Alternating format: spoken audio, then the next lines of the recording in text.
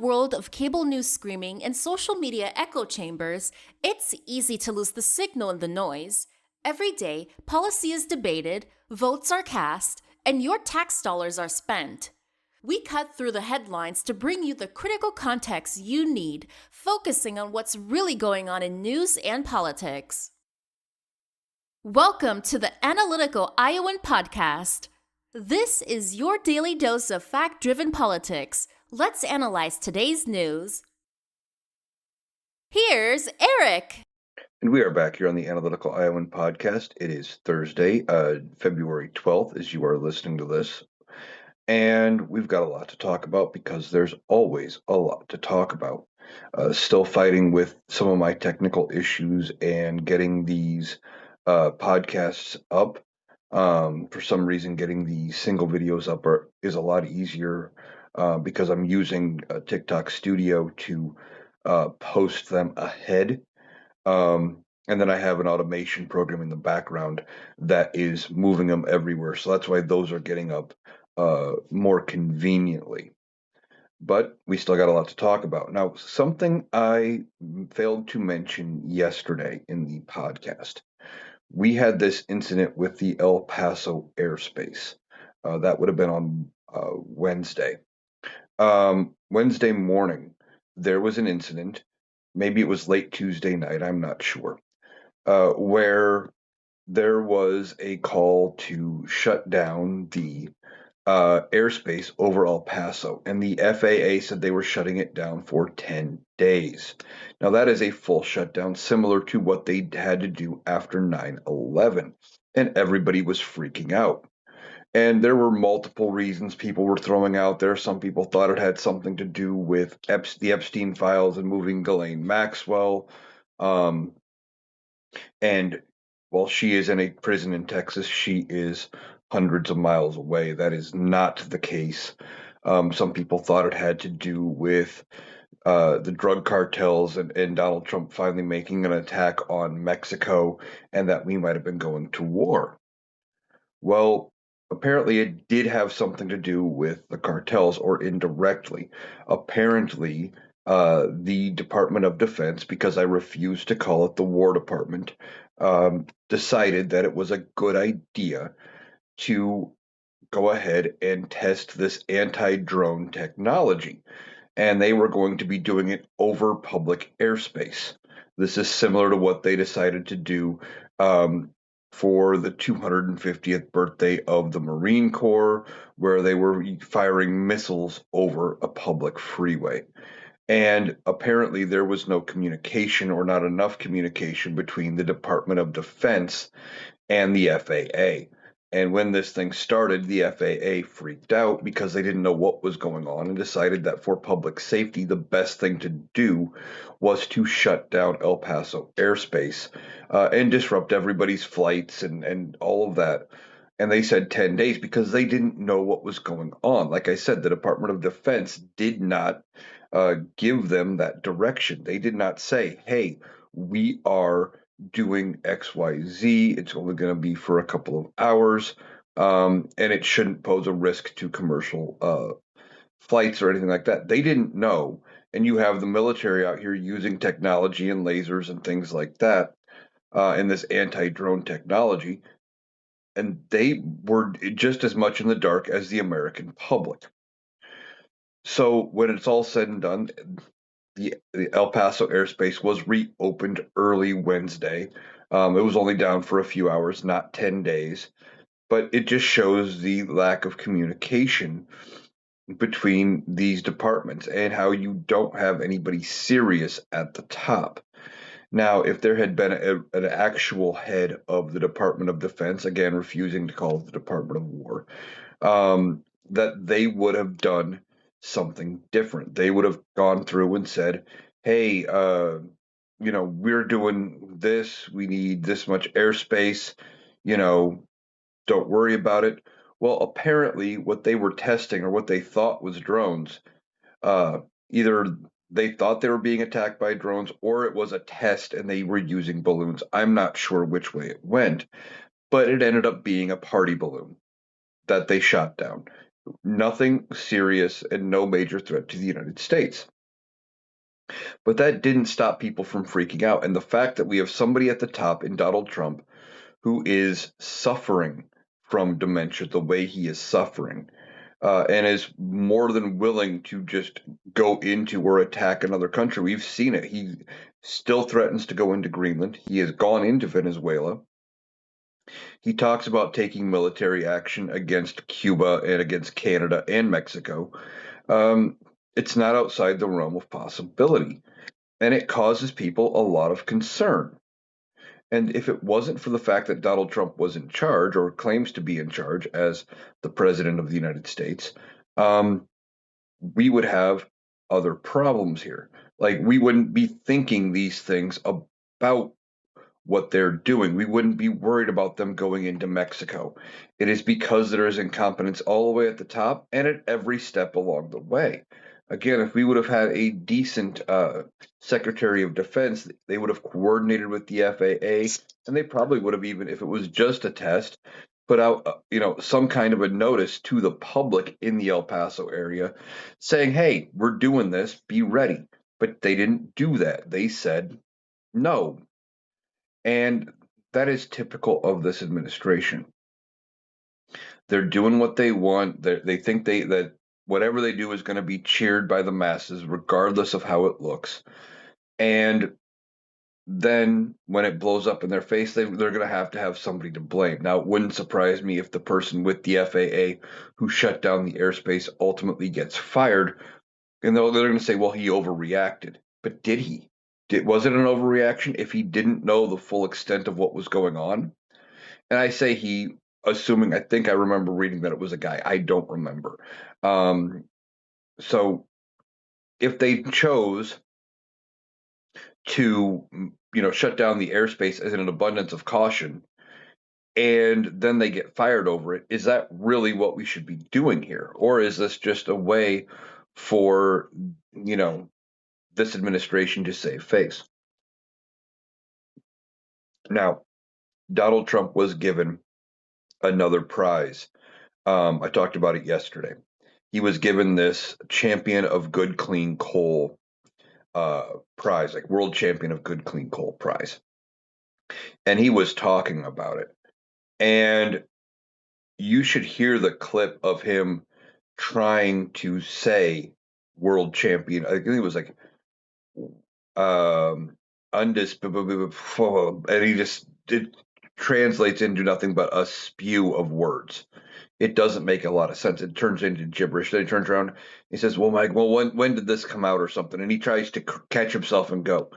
He had another event on television. Now, some people are suggesting that he might have had a mini stroke or something like it, and that is possible. He's just tripping over words constantly. And if you look at his vocabulary, one of the things about people who have had strokes, um, their vocabulary starts to become limited, and they use words unintentionally. They say things that they don't entirely mean.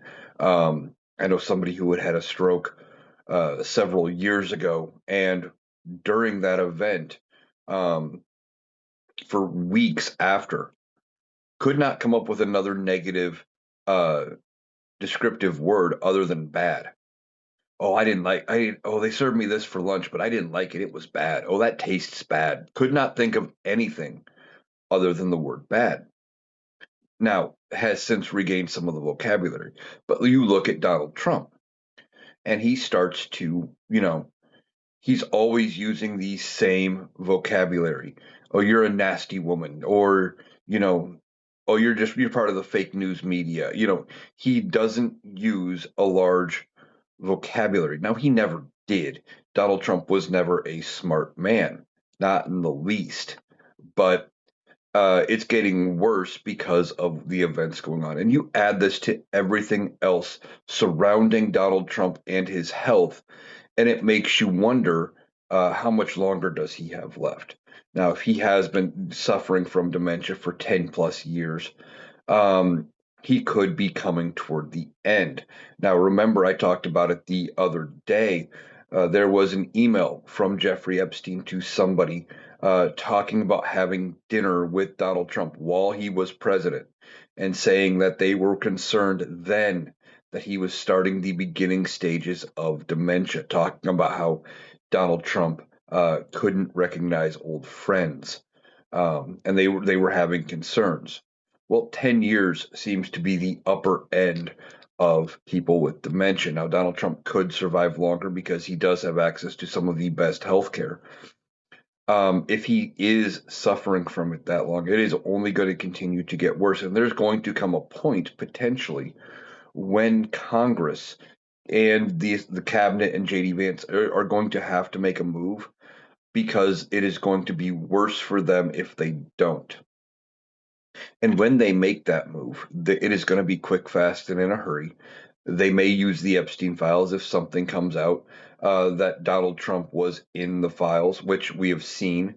Um, they brought it up in the hearing with Pam Bondi the other day that he was in the files, over 1 million references to Donald Trump, which means he was mentioned in the Epstein files more times than uh, Jesus is mentioned, or God is mentioned in the Bible, or Harry Potter is mentioned in the Harry Potter series through all 7 books.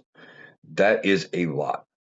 Um, and with all of it, there's a thousand. If there's 1 million mentions of Donald Trump, and there was only about 6 million files, that's a sixth of the time. That is something like 17, 18%. That is atrocious. Well, what are they going to do with this information? We don't know yet. Now, if something comes up that they can't get away from, that they can't twist, um, I still believe that they are going to use the files as their method to get rid of Donald Trump, and that they are going to impeach him over it. And when they do, it is going to be quick, fast, and in a hurry, and it's going to turn into a dog pile. I think they're going to open that vote, and when they do, they are going to end up. Uh, you're going to watch the vote in real time, and it's going to slowly be like, well, maybe they'll get there, maybe they won't, and then they will end up hitting the 218 mark, and you are just going to see a flood of uh, yes votes. And then when it goes to the Senate, I fully expect them to have the votes. Now, they may do something similar to what they did with Nixon. And if you remember, now I'm not old enough to remember Watergate, but I have studied Watergate. That in the Nixon Watergate scandal, what they did is I think it was the Speaker of the House went to Nixon and said, "Hey, you better resign. We have the votes to impeach and remove you." And they could do the same thing for Donald Trump and say, "Hey, we've got the votes." But would that work? Probably not. Donald Trump is not going to be the type to take that lying down and say, "Oh yeah, I agree. I'm going to walk away." That's not who he is. That is not Donald Trump's mentality. His mentality is going to be to hit back harder. He's going to come out with a whole bunch of things. Oh, you're just rhinos. It's fake news. It's this and that's that. So they may make that offer, and if he comes out and starts attacking them, expect them to make that move quick, fast, and in a hurry. And there's already signs that they are breaking from Donald Trump. We've been talking about it. Now, last night, yesterday, Wednesday, they had votes in the House of Representatives, and they passed a couple of things. First of all, they passed a resolution ending uh, the emergency declaration for Canada. Now, that means Donald Trump and his ability to leverage tariffs against Canada uh, would come to an end in theory. Now, I think the Senate has already passed something similar, so this could be on its way to Donald Trump's desk to be signed. And of course, he's going to veto it. Or what he might do unintentionally, not even realizing he did it, is try to ignore it. And if he ignores it and doesn't sign it within 10 days, it would actually become law. And that is entirely possible. If somebody around him doesn't tell him it's sitting there because he doesn't read anything, they could put it on his desk. He doesn't look at things, right? and he would have no curiosity to pick up a sheet of paper and go, well, what is this? Should I be worried about it? And unless there's a very simplified synopsis on the front, because we have heard, even going back to his first term, that he doesn't read anything beyond one page. So if they do that, then he could end up ignoring it entirely and say, well, there's nothing to see here. It's not a big deal. And that would be bad for Donald Trump. Now, if they pass this and if it does somehow become law, that would end the emergency declaration. It would stop Donald Trump from having the tariffs on Canada. And there's going to be more and more votes on this, um, because the House is planning a barrage of votes against Donald Trump. Now, specifically in regards to the tariffs. Now, we are still waiting for the Supreme Court to issue a ruling on those tariffs, and that could come anytime between now and June, as uh, the Supreme Court's term is at the end of June. They could end up um, doing that. They could have a term, or they could have their decision in June. They could decide it now. And I think what they're waiting for is trying to find a way to end Donald Trump and these tariffs without forcing the government to repay them. Now, we don't know the exact total of what has been paid in, but um, that they've claimed that the administration has the money to repay them if they have to, which contradicts the trillions of dollars Donald Trump claims is actually coming in that has been paid by the American consumer. But if those tariffs get refunded, who gets the money? Well, it'd go back to the companies that paid them initially, except they've already passed those costs on to the consumer. Now, do you think they're going to lower their prices if those tariffs go away? Probably not. And what's going to happen is they're going to put it on their bottom line. They're going to call it profits on the year, and they're going to give their CEOs and their top execs, big bonuses. And I think we need to take notice of any companies if that happens, and we can show them exactly what we think of it by not supporting them and not giving them our business. These companies think they can just do whatever they want, and we will continue to go out and support them. And we really shouldn't. We can't keep doing that. Um, so we're waiting to see what is going to happen with those tariffs. Like I said, Congress has already passed one resolution saying that this national emergency is over. They're talking about more. And that's not the only thing that has happened where the Congress has broken from Donald Trump. And just between the other vote, the vote that allowed them to take this vote, because Speaker of the House Mike Johnson was trying to end up passing a bill, or a rule anyway, that would prevent the House from talking about the tariffs again all the way out to July. And that vote failed because he barely has a majority. Well, that vote fails, and now this fails by an even larger margin. And that is the thing here. The Republicans, the more this gets closer and closer to the midterms, and as we are getting closer to uh, dealing with it, as their majority is in jeopardy right now, um, they are going to become more and more willing to turn on Donald Trump. Also, we are watching for people to retire. I think we are up to 32 members of the House that have either said they are not seeking reelection, that they are retiring, or are retiring early. Now, we are still waiting for an official announcement from Neil Dunn out of Tennessee, or out of the Tallahassee uh, district for Florida. But with that retirement, if he does retire, that brings the Republican majority to under 218. 218 being the exact halfway point of the House, and the number needing to have uh, a majority in order to elect a speaker. Now, a speaker's already been elected. They have Mike Johnson until there is a vote of no confidence. And if at any point the Democrats gain the majority, they can call for a vote of no confidence. And while there is less than a majority in either party, if there was a vote today, somebody on one side or the other would have to break rank and vote for somebody of the other party. And I think at this point, it would be more likely that Republicans would break rank and elect a Democrat, trying to, uh, you know, save their chances in the midterms. So some of the pressure and some of the heat comes off of them. So we're watching that too, and we're waiting to see what happens. Well, speaking of the midterms, there is a race for Senate in New Mexico.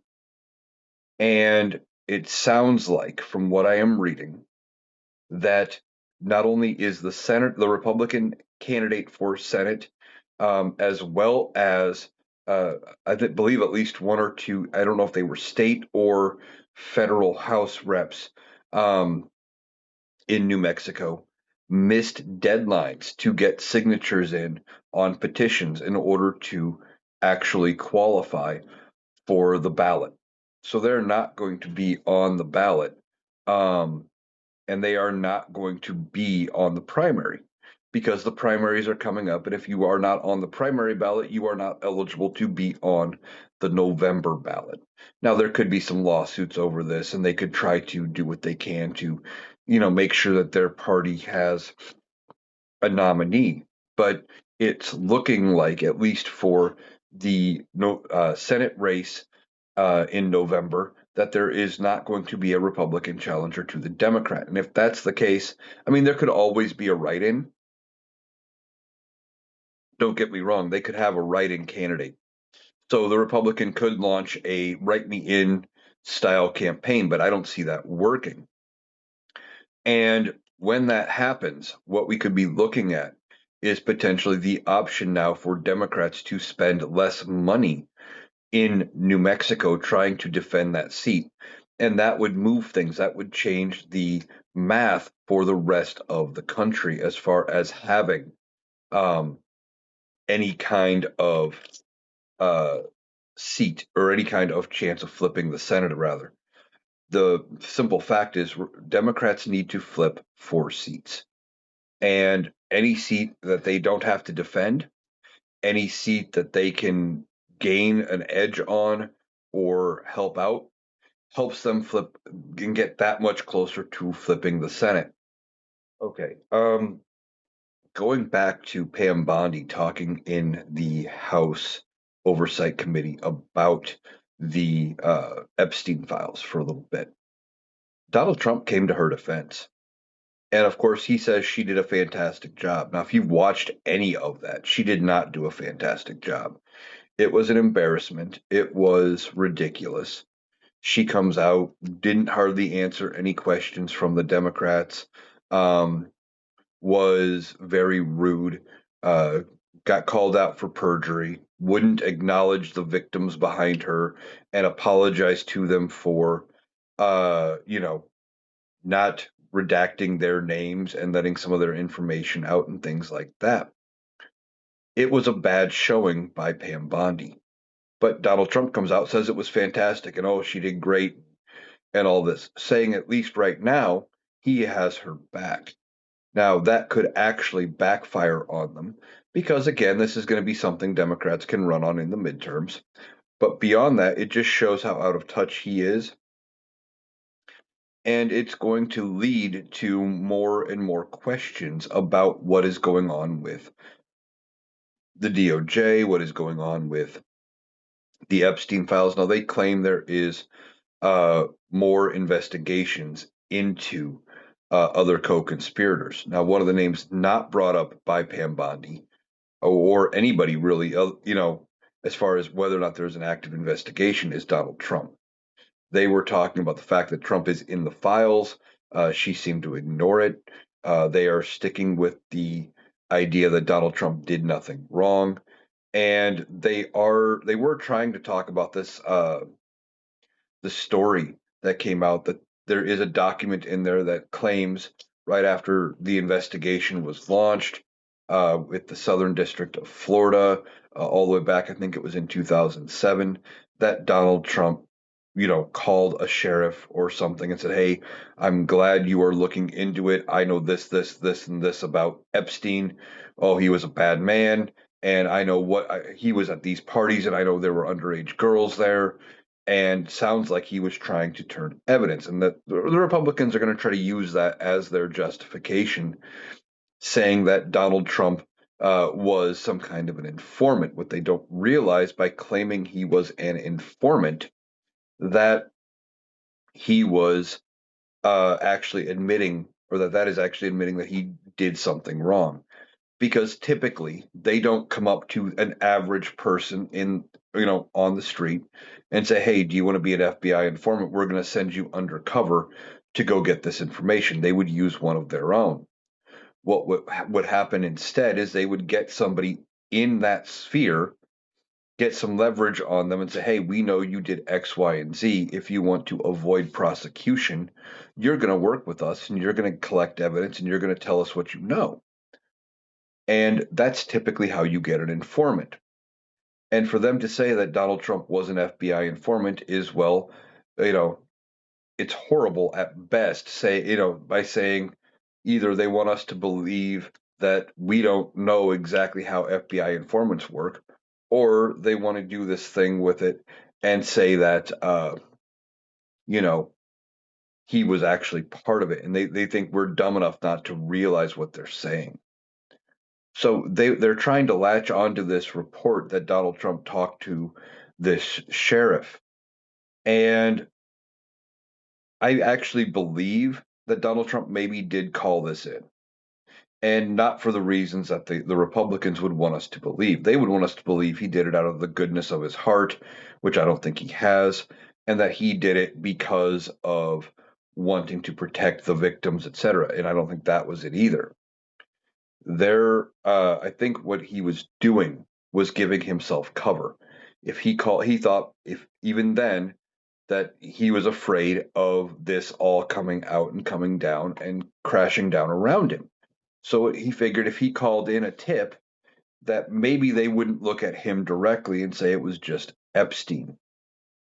So during this whole hearing, which there was some irony here. Jim Jordan was running the committee, and he was, under subpoena by the January 6th committee and didn't show up for his own subpoena. And he had been under criminal investigation himself, or at least congressional investigation for his acts in something else. And of course, he's trying to act like this is um, a serious event.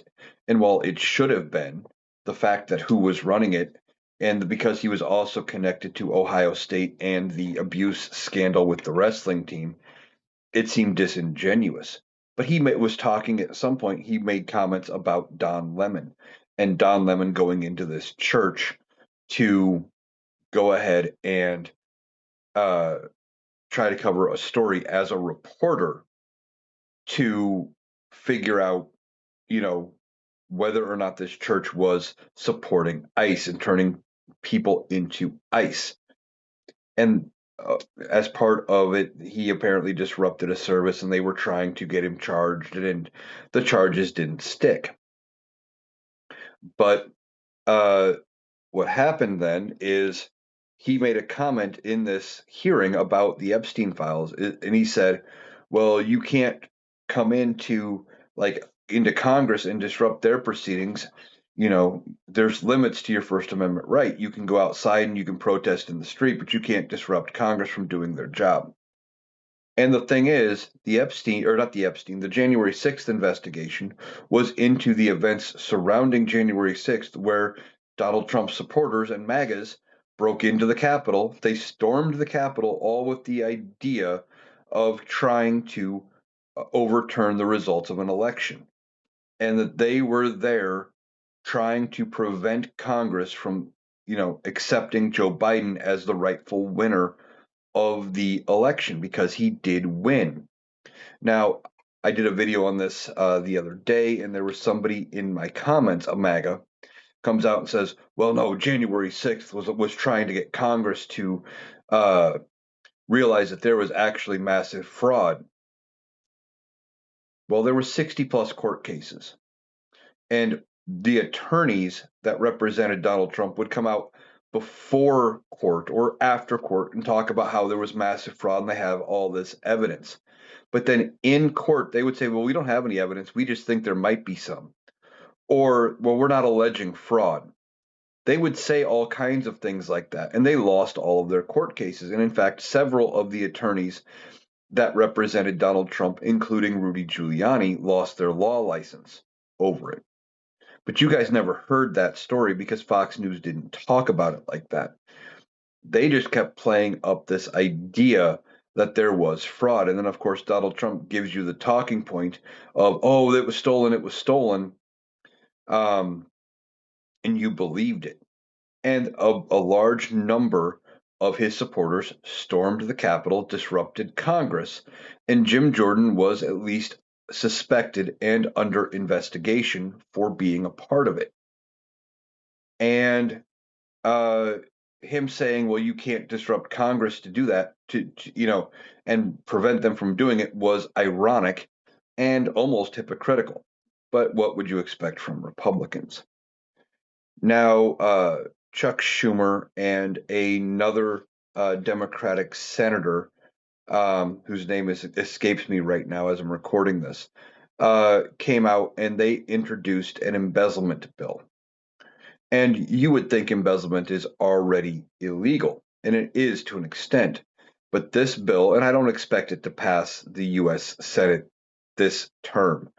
I'm hoping that they are going to do what the Republicans would always do in this situation and put feet to fire and have them record, their votes on record of preventing this from happening. And what is this embezzlement bill? Well, this embezzlement bill is on not allowing president, vice president, members of the cabinet, members of uh, Congress, and I believe a few others from profiting out of lawsuits against the federal government while they are in office, or I believe from any time while they would have been in office. So they wouldn't just be allowed to turn around and, well, okay, I resigned today and I'm launching a lawsuit for something that happened while I was in Congress yesterday. Um, that kind of thing. Now, this stems because of a couple of things. One, it had to do with Donald Trump suing. Uh, he's got a couple lawsuits going. He's suing the DOJ, and he thinks he deserves a big payday, in part because of the Jack Smith investigations into both January 6th and his possession of classified documents and the fact his home was searched and all of that. He thinks he deserves a big payday for that. Because, well, I was never convicted of any of it. Yeah, the charges were dropped only because you became president and because you were able to stall things out long enough because you had a pet judge down in Florida who delayed things, and made rulings in such a way that they really weren't appealable. Um, so you want to get paid for that. You're suing the IRS for $10 billion because I believe it was in 2018. Your taxes got leaked by a rogue IRS agent or employee, rather. I don't know if it was an actual agent, but an IRS employee who accessed your files and leaked your taxes to the media. And you say that is worth $10 billion. But it's beyond that. You're also saying that because you're the president, you can just direct the DOJ to settle it and not even negotiate and settle it for the amount you said. And then when it comes to members of Congress, we are talking about the senators, Republican senators, who had tried to sneak something into a bill and did, that ultimately got repealed, but it was going to allow Republican senators to sue the DOJ for $500,000 each per time that their phone records were taken and for different things. Like if text messages were looked at, it was like $500,000. If they physically had your phone, it was $500,000. If they looked at your call records, it was $500,000. If they accessed your voicemail, it was $500,000. That kind of thing. So Chuck Schumer and uh, I wish I could remember the other Democrat came out and said, we're going to introduce a bill to prevent that. Now, they're not preventing the lawsuits. No, what are they doing? that if you get that kind of a penalty or that kind of a payment from the DOJ, you get a tax penalty of 100% on those earnings. So why would you then sue the government? Well, it would mean that instead of getting cash payout, yeah, you would have to pay it all right back to the taxpayer because you are not going to profit like that off of the government. Um, so then the big change from suing the government over something like that happening would be for them to change policies and to make an actual um, effective change to how things happen so it doesn't happen again. Now, I don't expect this bill to pass the Senate, and I would be surprised if the House takes it up this term. However, this shows that they are watching, they are looking into it, and they are going to come up with something in order to have a path forward, right? That when the Democrats take back over in 29 after the 28 general, I firmly believe a Democrat is going to have the presidency. Then I expect to see this bill brought back up, and it will probably be passed then.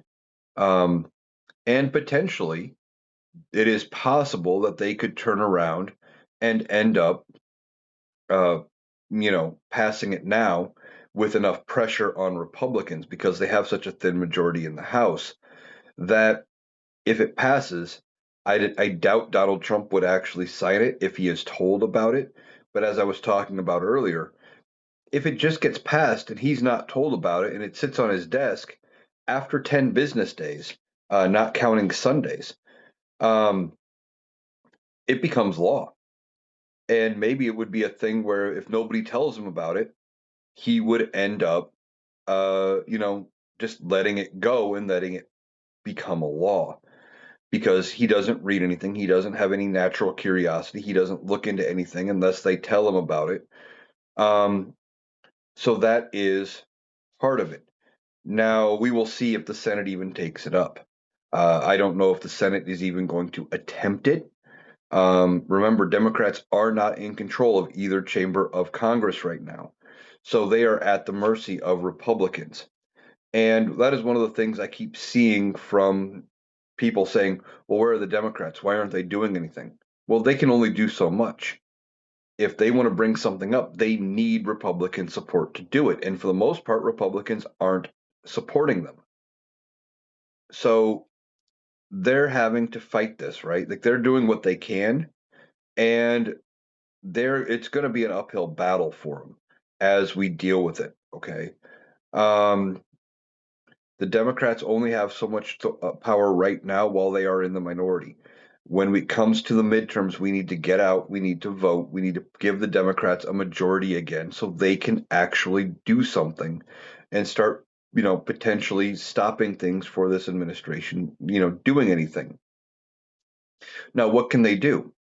Well, if they have control of the House, they can start investigations, they can hold congressional hearings, they can shine lights into everything related to everything this administration is doing.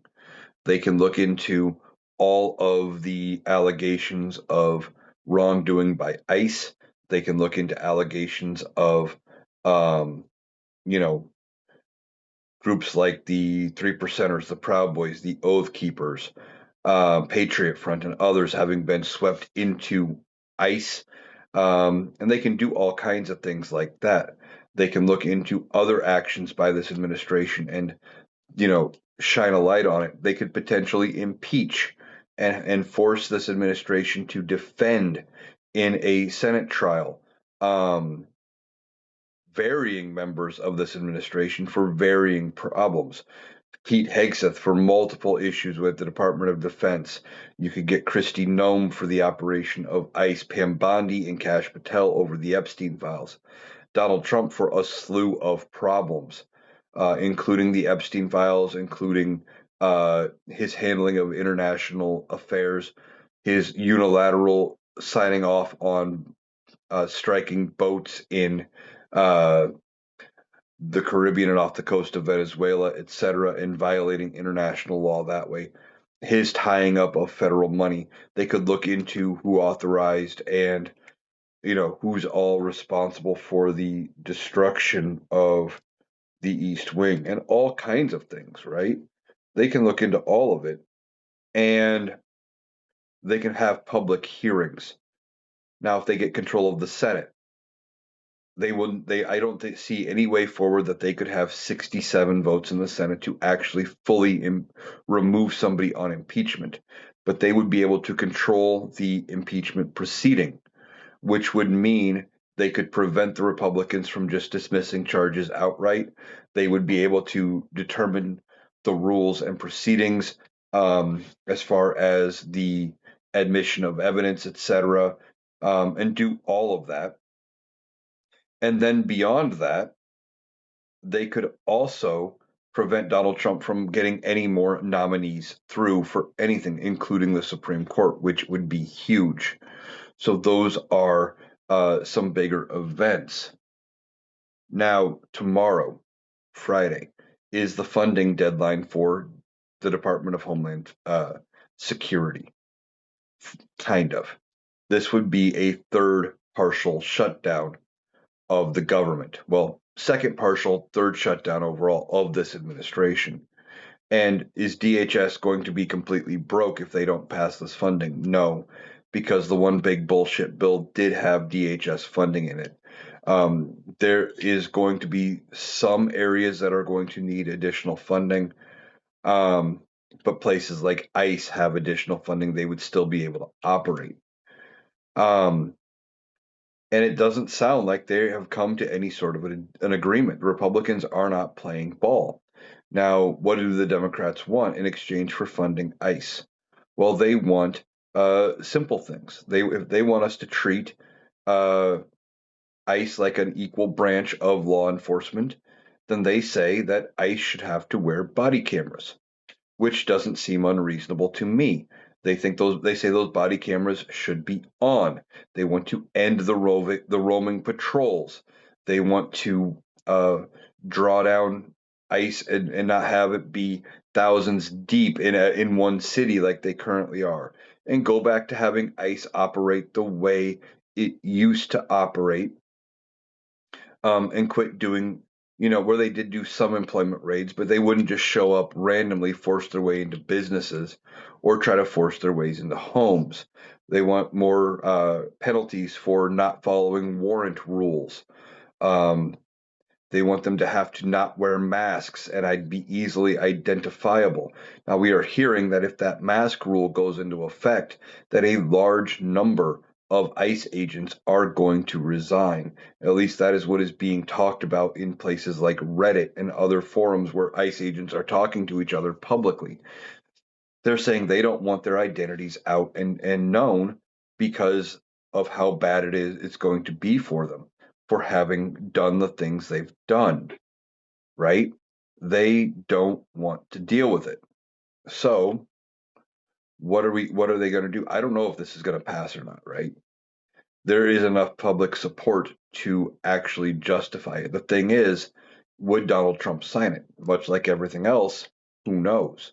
It depends what he is being told um, about that. If he is being told the truth, or is he being told what he wants to hear? So we don't know if he'll sign it if they pass anything for DHS funding. But that funding is set to expire tomorrow on Friday. Um, and that's bad news for DHS and ICE. Now, like I said, some of ICE's abilities are not going to be affected because they got a whole ton of extra money in the one big beautiful bill. Um, but the simple fact that uh, the rest of DHS did not get that same kind of funding, it is going to be shut down. I don't remember the last time there were three separate shutdowns, regular or partial at all, during one administration. It just shows you how inept this administration is about being able to actually keep things funded and how they are able to actually keep things going.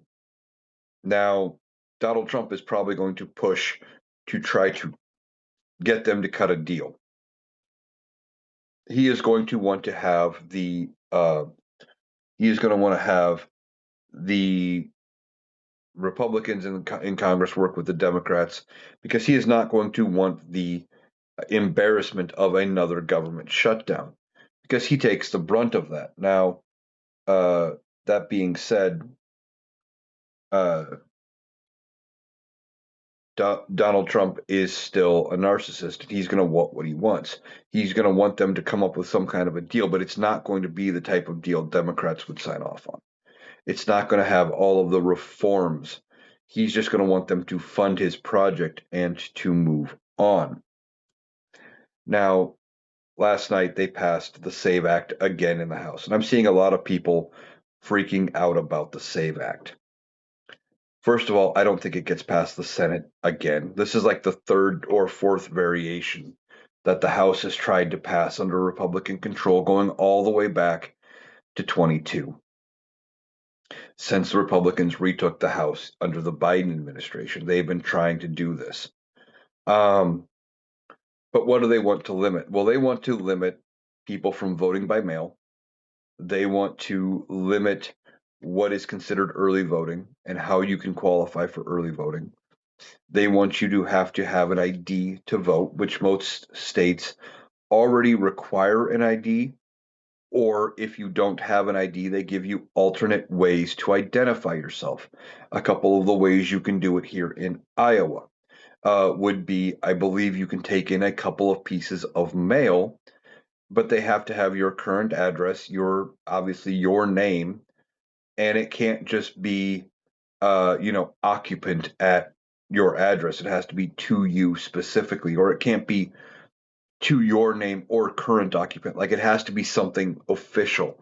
And I think one of them has to be from some kind of, uh, they can't just be personal correspondence either. It would have to be like a bill or something from like the city. Maybe like something from the water department or something about, you know, something regarding your property taxes or whatever the case may be. Something like that. You can bring in mail, or I think Iowa also has the option where if I don't have my ID, but I've got my family member with me, they can, sign attesting that I am who I say I am and that I am a citizen and I can vote. If you do any of those things, you get a provisional ballot. And what happens with a provisional ballot is, yes, it does get counted. However, it gets counted last. And that is in case somebody shows up claiming to be me at any point in time. Like if using myself as the example, if I show up without an ID and I just show my pieces of mail and that's how I get my ballot, but somebody else shows up with an ID that scans and is valid and it is claiming to be me, um, and they cast a ballot, they would only take one vote. You wouldn't get both ballots. Um, And when it comes to it, you would have beyond that, you also get a provisional ballot if you vote at the wrong precinct. Let's say you moved and you didn't realize that you had a new polling location. You just showed up where you were at, where you were used to. They would tell you, hey, you showed up at the wrong location. We're going to give you a provisional ballot. And a lot of times here, at least from what I've seen here in Iowa, um, you would still get to vote for the uh, stuff that doesn't matter which polling location you're at. But if it's like, well, you're in the wrong ward for city council, for example, you wouldn't get a vote for um, that council seat, right? You wouldn't get a vote for the wrong seat. And as long as nobody else tried to vote as you at the right location, um, they would count your provisional ballot. But they want you to have an ID. And they want your ID to match your birth certificate. Now, there's all kinds of reasons as to why your name wouldn't match your birth certificate. And somebody in the comments, when I talked about this, brought up JD Vance. Well, JD Vance has changed his name several times. So he would have his birth certificate and every change form every time he has changed his name, along with the ID in order to vote under their own rules. He wouldn't be allowed to cast a ballot. And for some of the people saying, well, you should have access to all of your documents. Not everybody has those. For whatever reason, maybe you've never needed one in your life. Think about it. When was the last time you needed your birth certificate for anything? You only need them for certain events, you know, and maybe you don't have it, okay? Or you need a passport.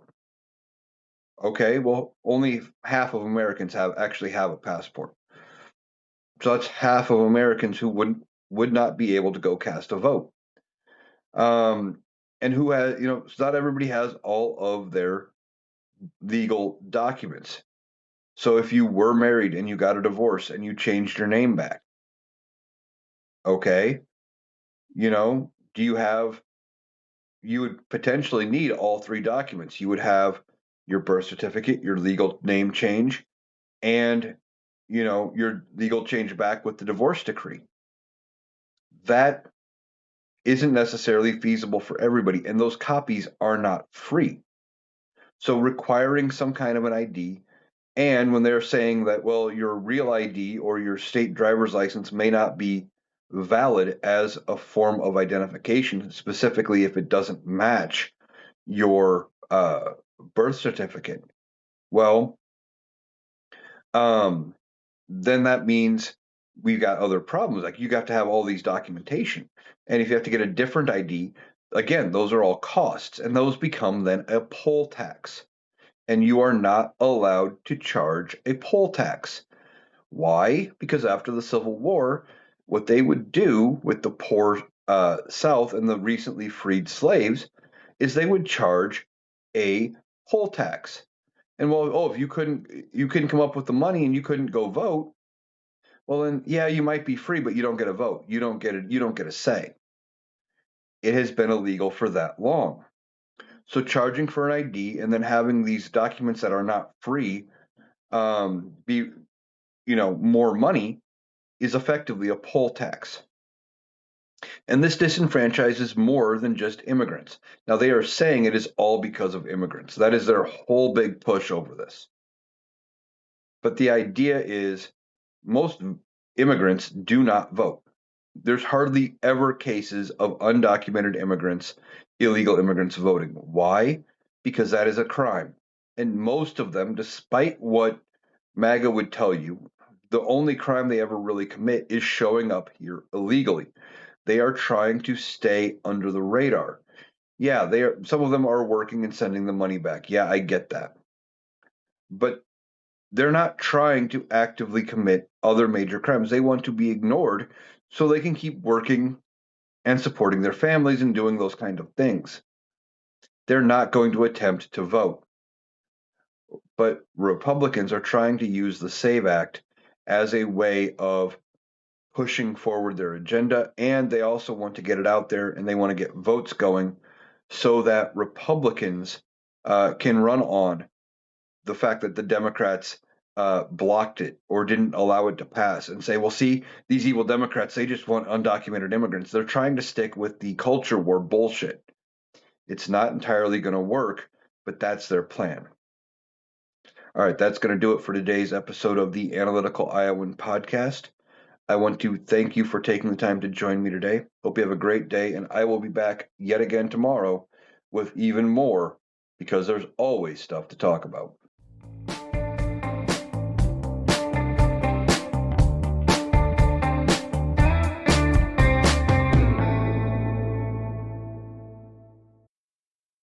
That was Eric. That does it for our analysis today. If you appreciated us cutting through the noise to get to the critical context, please make sure you're subscribed to the Analytical Iowan podcast on Spotify and YouTube. We'll be back tomorrow. Thanks for listening.